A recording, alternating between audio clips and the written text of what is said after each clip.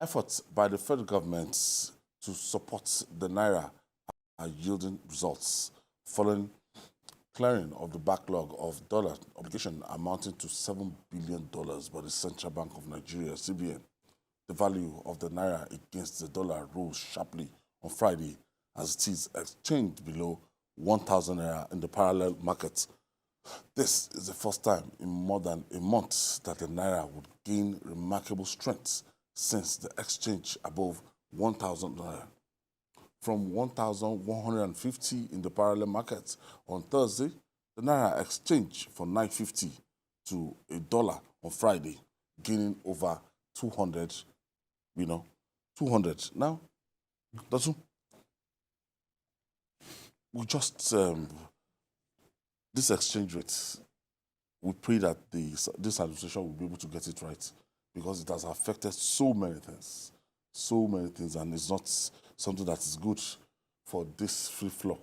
You wake up today, it's above 1,000. Tomorrow, it's, below. So when this sector gets, a kind of stability? I believe the government, when it said it will get the value of the Naira to 650 to a dollar in December. But at the same time, I am not very sure that the process we're adopting now will be sustainable. What we have done basically has been to pay the backlog of what we are owing. In the first place, we shouldn't even be owing if the economy was running well. So it means we are still going to look for more money to ensure that we keep matching the dollar at every point. I'm happy because some of us also do our businesses in dollar. Those of us who are online. A lot of it now, the Naira MasterCard or Naira Valve card or any other Naira card is no longer an acceptable means of payment. You must be holding your dollar card. So meaning that if you're unable to generate dollar from a dollar-paying company, then it means you must take your Naira to go and exchange and put in dollar. So that's why the cost of goods and services will keep going up. What we need to do, and which the government is doing, and I'm happy about, because some time ago on this program, we asked the government official, what are the immediate, the short-term, the medium-term, and long-term objectives of this government in getting the economy running? I was happy about 2 weeks ago, the first set of compressed natural gas buses were delivered to the villa. Another state has started its own vehicle plants for the CNG. These are positive moves that can begin to help us to spend less dollar within our system. I'm hopeful, like the government promised, that Port Harcourt refinery will come on stream. It's not an indication like they have said that the cost of petrol will come down, but at least we will not be using dollar to import. Another refinery is going to come on stream by the first quarter of next year. So in the long run, what this translates to is that some of the industries that have gone down because we are not refining crude in this country, they are likely to come back up. It is also likely that in this process, the cost of doing business will come down.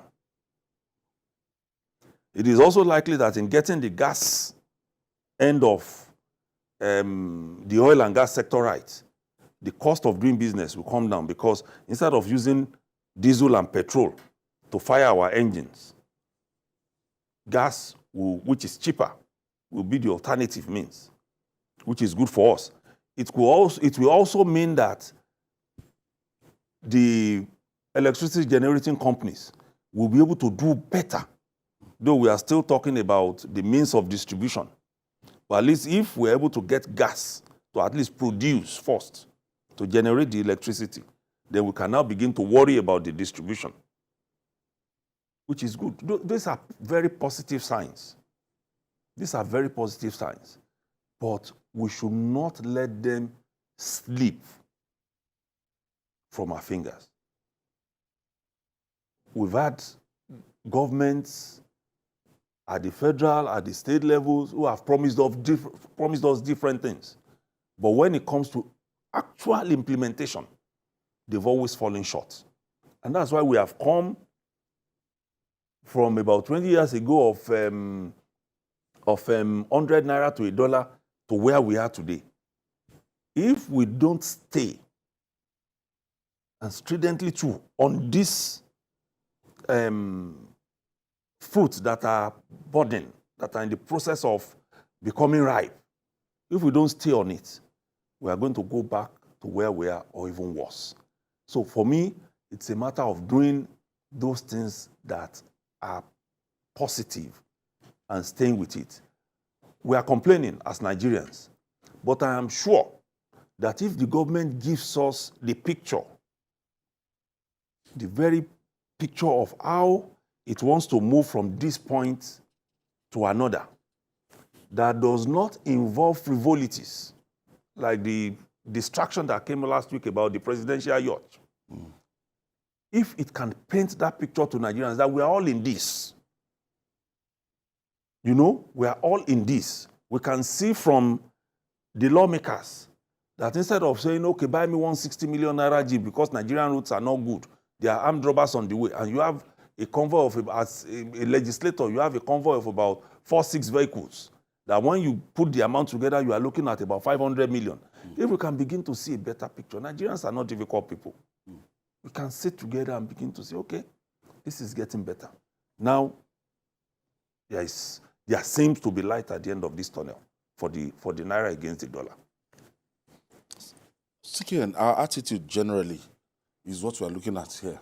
As in, yes, the government can have short-time measures to stabilize the Naira against the dollar. Yeah. On the long run, we don't manufacture, we don't export enough. The manufacturing sector is in comatose, as in, I don't know. I can't count 10 things readily that we manufacture and we export. Everything we consume must, 90-something% of it, if not 100%, most times foreign. Yes. So how do you find stability for the Naira to $1? Yes, you hit the nail on the head. As Dr. Riley said, we have short-term, medium-term, and long-term solutions to some of these issues. But as you rightly said, we have to start exporting more and importing less. That is pure and simple arithmetic economics. When we are depending on practically on one monoproduct, just oil, then we're going to run into trouble. Even the oil that we are exporting, the crude oil, we are not meeting our quota.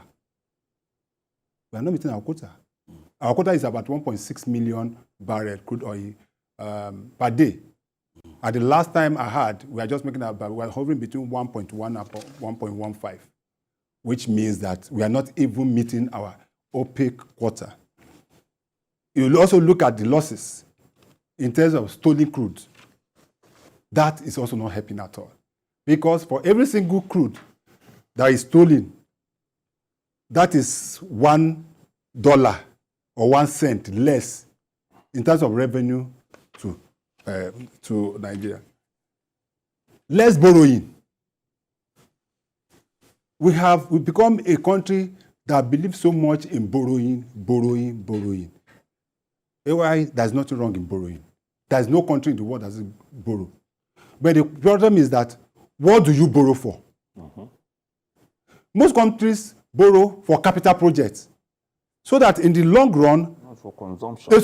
They will be able to turn it around and be able to use that to pay back the debts they're paying. But our own is for consumption, payment of salaries, be able to take care of public office holders, buying 160 million naira what of SUVs and the rest of them for one person. For one person. That is not what it is. We've become a laughing stock among the Committee of Nations. So what we can, short term is what they are doing, but will they be able to, is it sustainable in the long term? The issue is that we must try as much as possible to look at other areas where we can be able to make money. Good enough, this government have come up with a ministry of state, a ministry for gas. Why there's so much money to be made in gas? If you know how much the LNG, we have one of the purest gas in the world. Our gas is so sought after. But what is happening is that we are not even doing enough to be able to harness this and even export. If you go to the Niger Delta and see the number of gases that has been flared every day by these oil producing companies, then you know that we have a problem. Agriculture, what are we doing? We've dropped the ball. Ewa, do you know that we import gari from China? That's not good enough. Do you know that we import palm oil from Malaysia? Palm oil in my village in Obo, in Imo State. In fact, when I was growing up, one of the things that I learned as a child is how to make palm oil.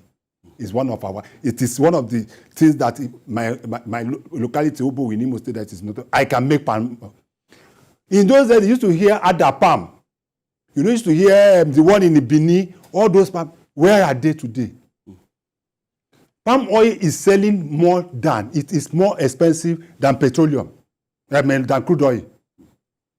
Gold, we have it in abundance. Just, even Oshu here. But what are we doing? We are seeing some people racketing and going around, and which is why I was very, very happy when the president put somebody like Mr. Adelake in charge of that ministry. Some of us say, how can Egbon that we know that is going to be a media person there? But the president must have seen something in him. Yeah. I think that he should be given all the necessary powers to be able to do his job so that we can be able to tap from that. Then you also look at information technology. Some countries make China, India, make so much money from information technology. Instead of channeling our effort and making sure that our youth are using this for positive, what are they doing? They are using it for Yahoo. And all sorts of so those are the areas that if we're able to harness these areas and we start exporting, for goodness sake, nobody will tell you that the Naira to the dollar. But if we continue using what we are doing now, let us borrow some. At the point they say we're going to pay $5 million, or is it $5 billion or get from some certain. That is just a short term. Let us try to look at areas where we can. But we cannot be able to do this if we don't solve the problem of power. Our SMEs have practically died. So until we solve some of these issues, then we are going to have problems. This is just a short of why you'll be shocked that tomorrow it will go back to another 1,200. Your long-term solution. Well, we should start manufacturing. That's the only way, because if we don't export to earn dollar, there is nothing we are going to put in our external reserve to be able to help us to defend our currency.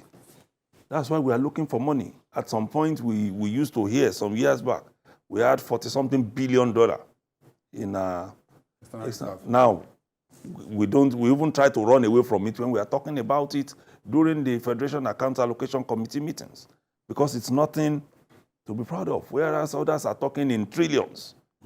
We can't not even speak in billions.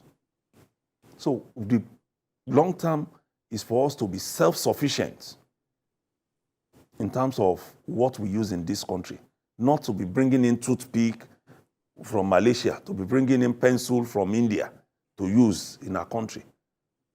We have Iwokwe, but every newspaper in Nigeria uses imported newsprints. We have so many mills in Nigeria, but they are not producing. The only one of the car assembling plants, GAC, that just came on stream is in Lagos here. We should patronize it. Innocent is in the southeast is enough. We should patronize it. We shouldn't go for it is solid, it is rock solid. That is where we start from, by consuming what we produce. It's not just about Gari alone, because they will tell us if we consume local rice. Those are cheap things. When you go and buy one car for 160 million, because it is imported, then you have put pressure on your currency. When you can get it from a better one from GAC for less. It's assembled here. You know, just because it's assembled. Now think of what will happen when Ajaokuta starts working and we can. I was shocked when I saw a documentary on Emirates. When I flew it, they assemble in South Africa. So in the process of assembling, South Africa will provide wires, will provide the leather seats and all the rest. They bring in all the engines and all the parts. You get a couple there, but the small things like rug in the aircraft and all the rest, South Africa puts it in. Create more jobs. Yeah. South Africa use. So if you don't get to the point, like CKN said, where power is in abundance, and we can do all of these things and create our own economy, we have the manpower.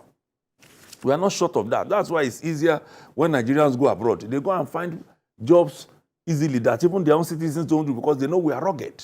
We can handle tough times. So we need to just put our economy in shape and be an exporting nation, not just one importing.